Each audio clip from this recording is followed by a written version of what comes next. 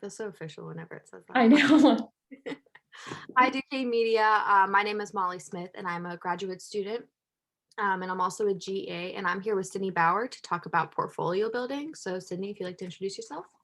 Yes, hi, my name's Sydney Bauer, and I went to Duquesne University. I graduated in 2018 with a digital media arts degree, and I now work for the Pittsburgh Penguins as a video producer. Nice. So, when was the first time that you started building your portfolio? Oh, wow. I probably started building my portfolio, I'd say probably around my junior year, really after I started getting more hands-on experience. A lot of volunteer work and hands-on experience with like different projects when I had stuff to showcase. But it's been a development over time. So really, I'd say like the earlier the better, just because there's been so much like evolution to the portfolio and different ideas I came up with and just different ways to organize it. So, I mean, it's an ongoing process, but I'd say probably around junior year. Okay, so then you started it whenever you did have work to kind of compile together collectively, opposed to started with one piece and just built from there. Like you had all of this work already. Yes, yeah. I would say I started to collect work a lot through like my first internship was my sophomore year, after sophomore year, summertime. So, I mean, I had projects from class and whatnot, but I really started to produce more work after my first internship. So, really, I think starting with a good basis and just figuring out ways you want to organize is pretty key. I think like you're going to compile all this work, but how you want to display it is really important in terms of like the way people view your portfolio. And if it's too much or if it's, unorganized, it may come off as sloppy. So I think like even if you do work and projects throughout college and you may not necessarily think you have a whole lot of work to showcase, but even just like finding different ways to organize it, I think is pretty important. And would you say you talked about evolution earlier? Has your portfolio evolved based on the different positions you've had ever since graduating? Is Oh, yeah, for sure. I would say, like I said, my first internship was sophomore year of summer. So like really I did a little bit more writing in that job. And I can't stress enough like internships because whether or not you do exactly what you want to do, you find out whether in the long run this is exactly what you want to do. So I think it's a good experience no matter what. And so I had a lot more writing experience through that internship than video work. So I had a lot more writing samples to show. So those were a lot of the different work I showcased. But, as I started to, I actually ended up going back to that same place the following summer to do an internship. And I just told them like, originally I was looking for another, something more video based and editing and shooting. And after I told them, I was like, I really enjoyed it, but this isn't necessarily what I'd like to do in the long run. They came back and they're like, we'll customize this kind of for you. Like, we want you to get what you can out of this internship. You can do like solely video and shoot and edit. So I was like, oh, that's awesome. So that following summer, I started to compile more video work. So then now I had all these different video samples to showcase. And so I'd say it definitely like evolved from the time I started it to now. Even I still edit it pretty frequently depending on job position and like I said, how I want to organize things and customize things and just like ordering, hierarchy of work and what people will see first and updating photo galleries, video galleries and whatnot. So yeah, it's an ongoing process for sure. Do you still have your written pieces on your portfolio? I do, because I think it's good work to show, and I can pull up my portfolio. That was going to be my next question. How do you present the two different types of pieces to look, clean and professional on a portfolio? Oh, for sure. Let me go. Okay.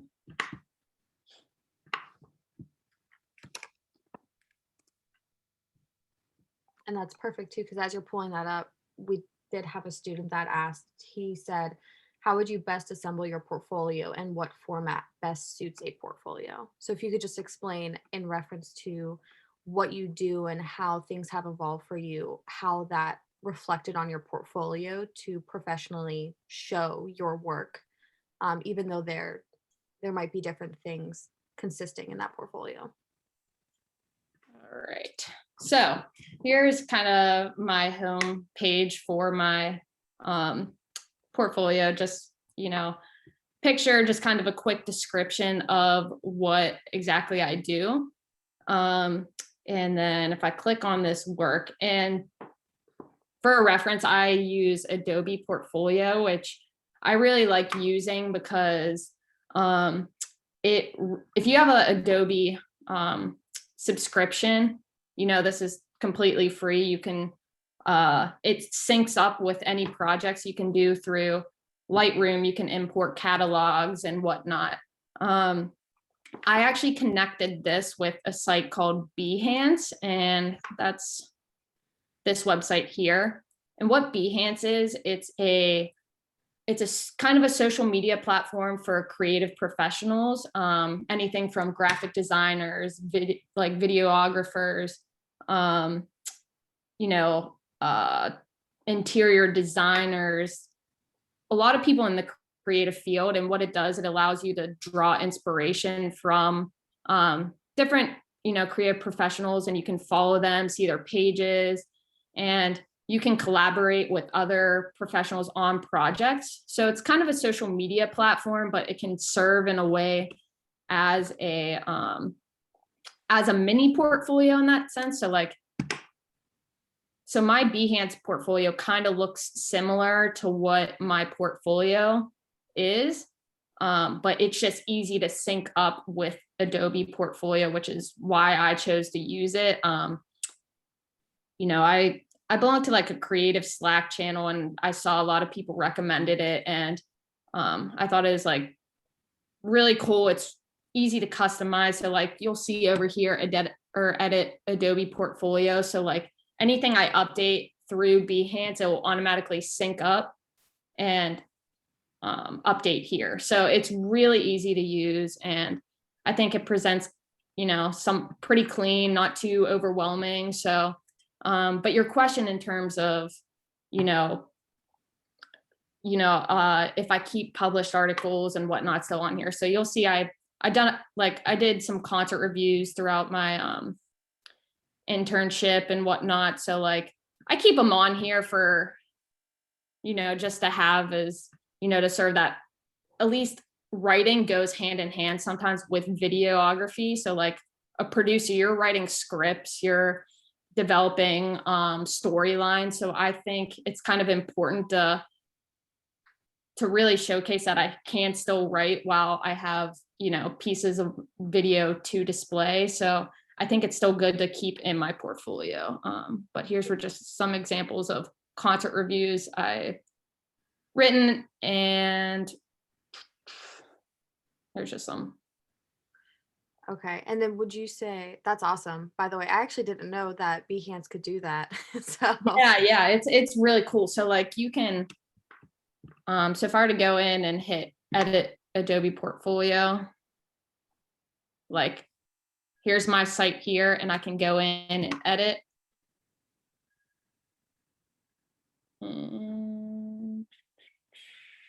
So I can go to my pages, and here's the different tabs I have, and I can just hit this little setting gear and just go re-import from Behance, and it will update everything you just did in your portfolio. So a lot of times I'll go back to just my portfolio for a second. Sorry.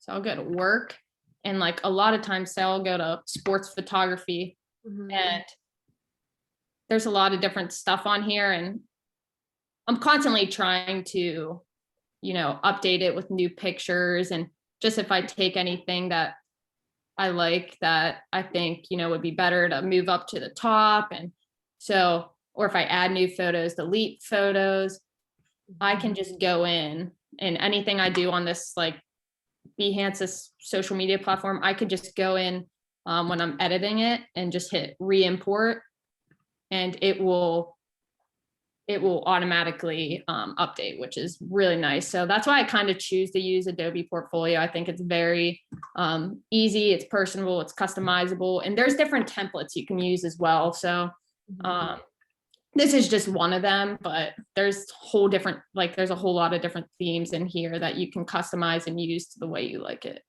Yeah, that's awesome because Sydney, for anybody who's watching, Sydney's the one who suggested Behance to me whenever I was building my portfolio. And now I'm at a point where it's kind of getting a little cluttered to a point where it's like it's not something I would want to present. So I didn't know this was a thing. So I could just import it over and kind of get a little web page look going. That's awesome. Oh yeah. So I highly recommend it. I started out using, let's stop on my screen for a second. So I started out using Wix.com, and I got to a point where I really started uploading like every video I've ever done, which it's, as you continue to get hands-on experience, like it continues to build and build and build. I'm like, all right, like, do people really need to see this? Or like, so I started to kind of prioritize and like pick the best samples of work that display. Cause at the end of the day, really people that are looking at it, they're not going to sit through like 200 videos you have. So I started to, and that was a process as well, trying to cut back and pick and choose what to display. So, it's an ongoing process, like I said, but I think, you can really showcase your work in like cool different ways. And that's why I suggest that. And like I said, a lot of different creative professionals that like I knew said they like suggested it. And I was like, oh, this is really cool. And once I looked at it and got more hands-on experience with it, like, that there was no going back. So I moved everything from Wix.com over to Adobe Portfolio. And I think the name too of the website. So if I share my screen again. So like, can you see the URL up there? Yeah. So like, I think the way that presents was a lot cleaner too than like Wix.com / Sydney, Sydney D. Bauer, blah, blah, blah, blah, blah. Right. So it like customizes your URL really nicely. And I just think it presents clean. So that's kind of why I chose to use it. So. And then as far as setting up your portfolio and how you're presenting your work, so you shared some of your published articles for videography and even photography. Do you show the editing process or do you just show your final product?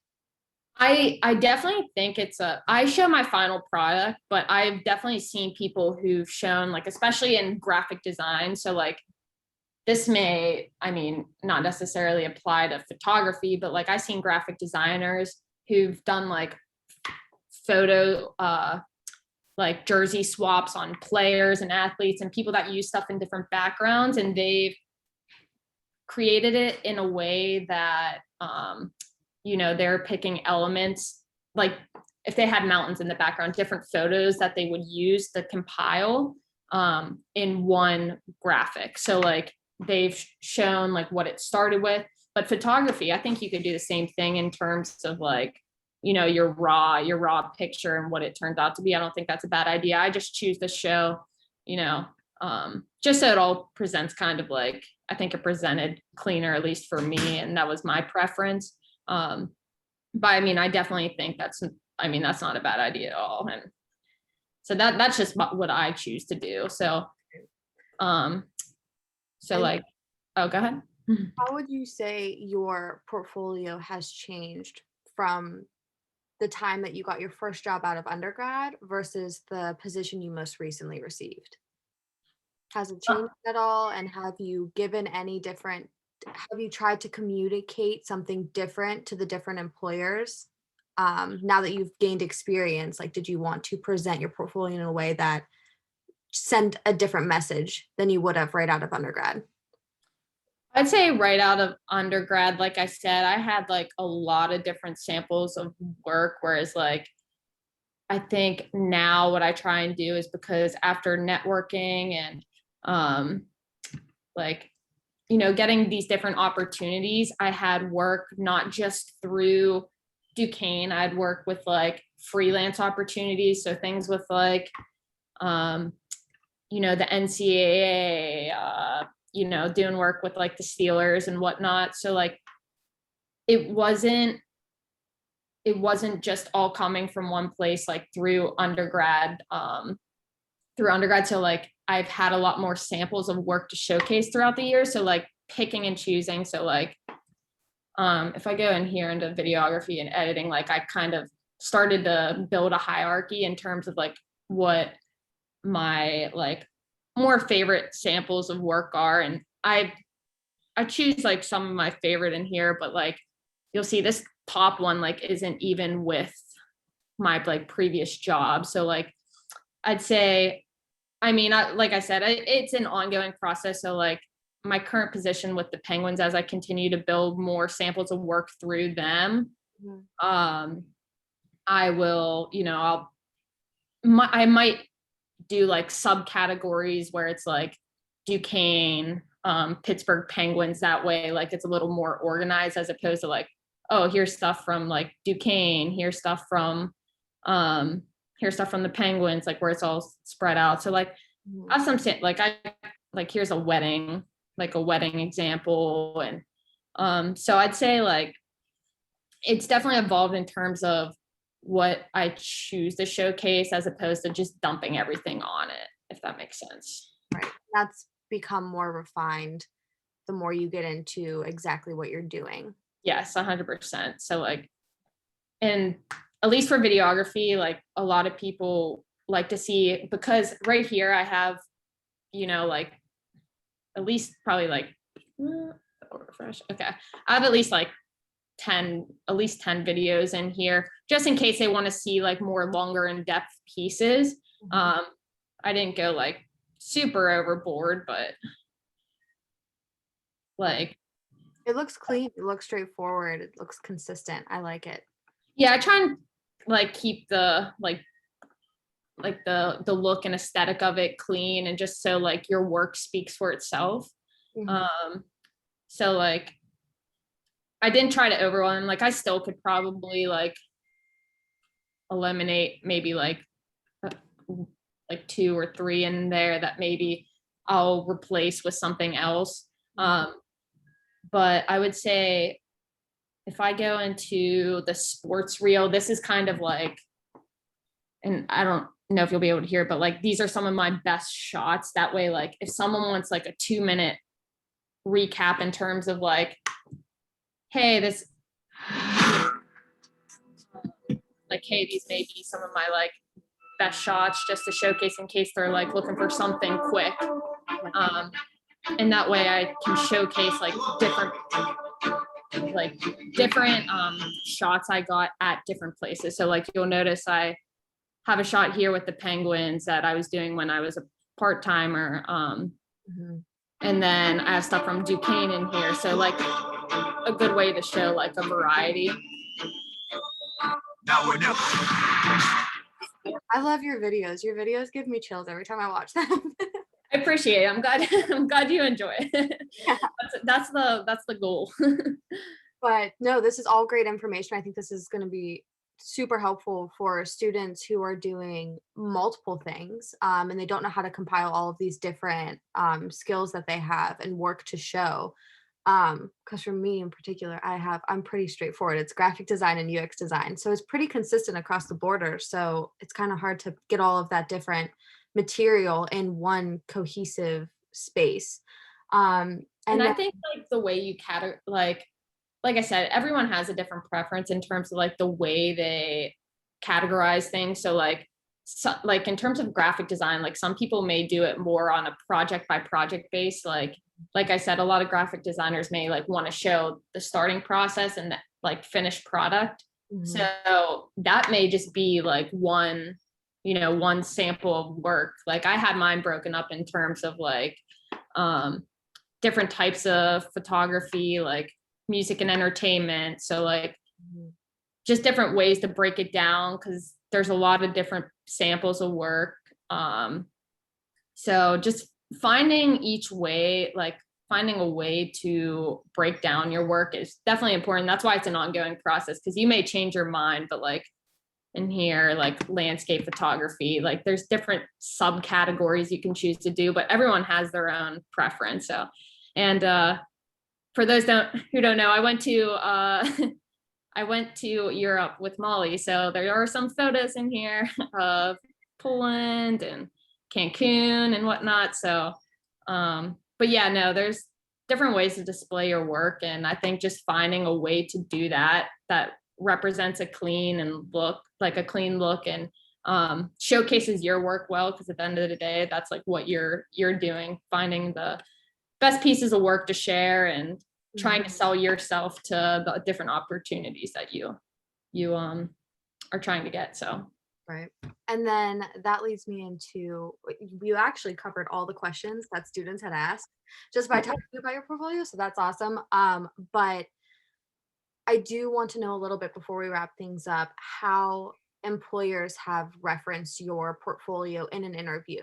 Did they have you pull things up? Did they have you talk about things? And how did that portfolio help you land the job that you have? oh, for sure. I think the demo reel was a big one. Like every job, like I look at and apply for, like a big thing is like we want to see a demo reel, just because like sometimes employers don't necessarily have all the time in the world, so they're looking for something short and sweet. So like they reference a lot of shots I got and for different projects, but then after they see that, they're interested to go look into some of the videography and editing samples. And then they, something for me was like I do a lot of videos for short form, long form stuff for social media, like animation. So there's different terms of like length, and the way I set it up in my portfolio, they reference like, oh, we see you can do stuff for social, we see you can do stuff for like more long form documentary style, or a quick like sights and sounds video. So just seeing the variety of work, I think um is very important for when employers are looking at your portfolio. Like I said, like seeing that not only will I edit and shoot videos, but I take photography as well and I write as well. So just showing like a variety of work and different skill sets. And like I said, I'm not a full on like writer day by day, but a lot of that goes into writing scripts and writing like long documentary pieces and storylines. So like that skill set applies to video work. So I think it's still important to showcase and yeah, just showcasing your work and in the best way possible. I think it comes across clean, and I think your work speaks for itself, where your resume like is super important, but at the end of the day, they want to see things you've done, like hands-on experience, things you can do. So I think work speaks for itself a lot of the times. Right. I agree. Well, this was great. I wish we had more time to dive into it because you have a lot of great information, but we can't go too long. So That's okay. They're always more than welcome to reach out. So if you have any questions. maybe if we can do an event, in the future for this, I think this is a great opportunity for students to get their portfolios together. But I really appreciate your work and what you did and giving us the time to do this. And I'm going to go ahead and stop recording. Thank you. Appreciate it.